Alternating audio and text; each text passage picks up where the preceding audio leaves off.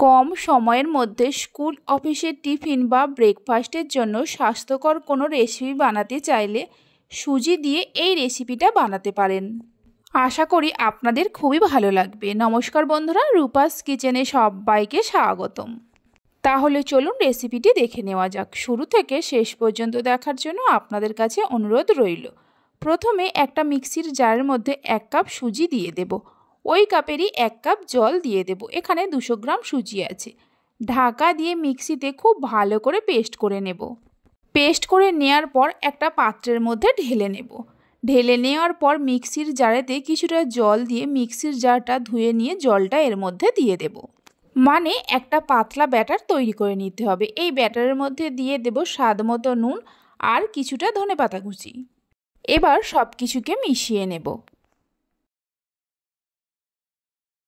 দেখুন, ঠিক এরকম একটা পাতলা ব্যাটার তৈরি করে নিতে হবে। ব্যাটারটা তৈরি করে নেওয়ার পর এক সাইডে রেখে দিয়ে গ্যাসের ওপর একটা কড়া বসিয়ে কড়ার মধ্যে দিয়ে দেব 1 চামচের মতো সাদা তেল। তেলের মধ্যে দিয়ে দেব 1/2 চামচ গ্রেট করা আদা, সামান্য হলুদের গুঁড়ো দিয়ে দেব, সামান্য ঝাল লঙ্কার গুঁড়ো দিয়ে দেব, 1/2 চামচ জিরে গুঁড়ো দিয়ে দেব, 1 চামচের 3 ভাগের 1 ভাগ ধনে গুঁড়ো দিয়ে দেব, 1 চামচের 3 ভাগের 1 ভাগ গরম মশলা গুঁড়ো দিয়ে দেব। মশলাগুলোকে লো ফ্লেমে 5-6 সেকেন্ড ভেজে নেব। লো ফ্লেমে 5-6 সেকেন্ড ভেজে নেওয়ার পর এর মধ্যে দিয়ে দেব 1 মুঠো গ্রেট করা গাজর। একটা ছোট সাইজের বাটির 1 বাটি ছানা দিয়ে দেব। ছানার পরিবর্তে আপনারা পনিরকে গ্রেট করে নিয়েও দিতে পারেন। একটা বড় সাইজের সেদ্ধ করা আলু দিয়ে দেব। স্বাদ মতো নুন দিয়ে দেব আর সামান্য চিনি দিয়ে দেব। মিডিয়াম ফ্লেমে সব কিছুকে মিনিট 4-5 সময় ধরে কষিয়ে নেব। এইভাবে একবার রেসিপিটা বাড়িতে বানিয়ে দেখতে পারেন। ছোট থেকে বড় সকলে খুবই পছন্দ করবে। আর বাড়িতে বানালে খেয়ে আপনাদের কেমন লাগলো অবশ্যই আমাকে কমেন্ট করে জানাবেন। মিনিট 4-5 সময় ধরে কষিয়ে নেওয়ার পর এর মধ্যে দিয়ে দেব কিছুটা ধনেপাতা কুচি। ধনেপাতা কুচিটা দিয়ে মিশিয়ে নিয়ে গ্যাসের ফ্লেমটা বন্ধ করে দিয়ে ছানা আলুর এই পুরটাকে ঠান্ডা হতে দেব। পুরটা ঠান্ডা হতে থাক। এদিকে গ্যাসের ওপর একটা তাওয়া বসিয়ে দিয়ে তাওয়ার মধ্যে 1/2 চামচের মতো সাদা তেল দিয়ে তেলটা তাওয়ার চারিদিকে লাগিয়ে দেব। তেলটা লাগিয়ে দেওয়ার পর তাওয়াটাকে হাই ফ্লেমে গরম করে নেব। তারপর কিছুটা করে ব্যাটার নিয়ে তাওয়ার মাঝখানে দিয়ে দেব। ব্যাটারটা দেওয়ার সময় গ্যাসের ফ্লেমটা লোতে রাখতে হবে। ব্যাটারটা দেওয়ার পর তাওয়াটাকে ধরে গোল করে ঘুরিয়ে নেব।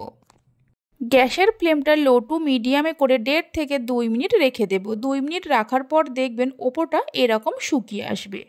তখন একটা খুন্তি দিয়ে গোল করে চারিদিক থেকে ঘুরিয়ে নিতে হবে। এবার যে ছানা আলুর পুরটা তৈরি করে রেখেছিলাম এর মাঝখানে কিছুটা করে দিয়ে দেব। পুরটা আপনারা কম বেশি করে দিতে পারেন। পুরটা দেওয়ার পর 4 সাইড থেকে এইভাবে ফোল্ড করে নেব। এগুলো খুবই নরম তুলতুলে হয়। আমার রেসিপি যদি আপনাদের ভালো লেগে থাকে অবশ্যই একটা লাইক করবেন, বন্ধুদের সঙ্গে শেয়ার করবেন। ভালো লাগলে চ্যানেলটি সাবস্ক্রাইব করে পাশে থাকা বেল আইকনটি প্রেস করবেন নতুন রেসিপির আপডেট সবার আগে পাওয়ার জন্য। 4 সাইড ফোল্ড করে নেওয়ার পর মিডিয়াম ফ্লেমে 1 মিনিটের মতো ভেজে নেব। এবার একটা প্লেটের মধ্যে তুলে রেখে দেব। বাকি যে ব্যাটারটা আছে এইভাবে তৈরি করে নেব।